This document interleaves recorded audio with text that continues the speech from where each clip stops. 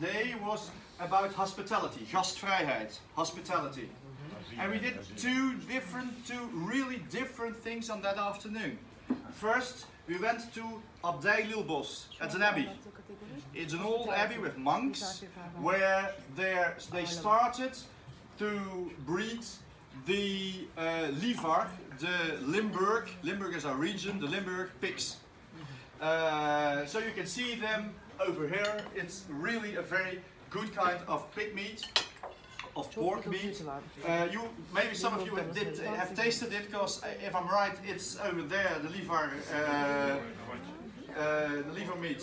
So it's famous in the Netherlands, Lievar. So we went there, we visited their farm, and we asked also the monks how they think about durability, about breeding cattle, about taking care of the environment.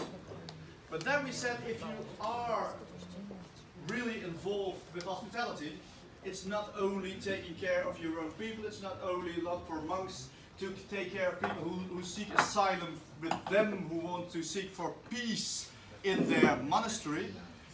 200 meters from that monastery, from that abbey, is our asylum for refugees. And we have 400 people there who are looking for asylum here, who come from Syria, from Africa, from Russia. I met some people here today too who are in that asylum center, like we call it, from Russia, who wanted to see what our municipality does.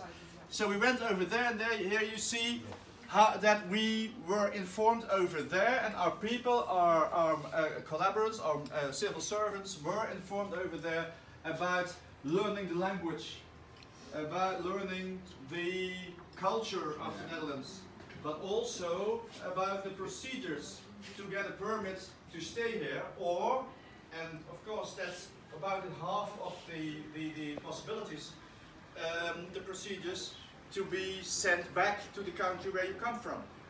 And that's also one part of a good taking care of people, of the refugees. We can only keep those people here who really are refugees, who really are in danger, and who fled over to here, who really were in their life were in danger. So that was one of the examples that day, and after that we made a small booklet about that visit with pictures, but also we asked some of our collaborators to write their own story.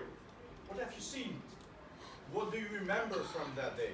And then at the end of the year, so also from the other teams, at the end of the year, around New Year, around Christmas, we gave that small booklet to all of our people, just to read it again, so that they really know, and that they really get in their minds, my soul, what Cittaslow stands for, what Cittaslow means.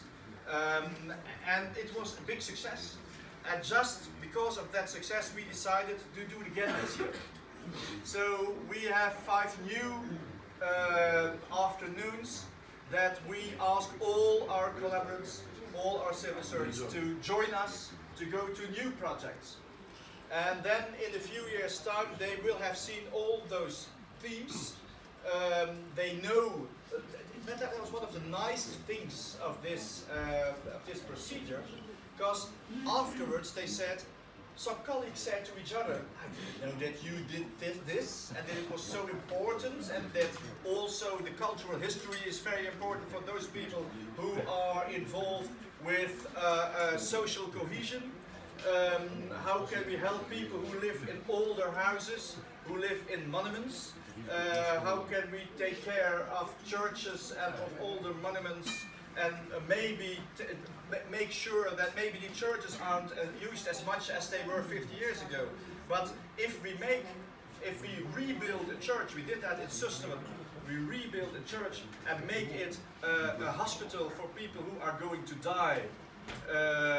We call that a hospice for people really in the last months of their life. Then you have the social cohesion, you have the cultural history, and you have the hospitality in one. And that is what we see as being the most important thing for being a Cittaslow. So this is for you some example. Maybe you cannot read the text because they're all in Dutch, but if you see the pictures and you've heard this explanation, you can have your own view of what we did last year, and we hope to translate one of those booklets in English so we can spread it around in the Cittaslow network, so maybe someone can learn about it and can follow this example, because I can really tell you that it was for us and for our people a very nice thing to do. So, have a good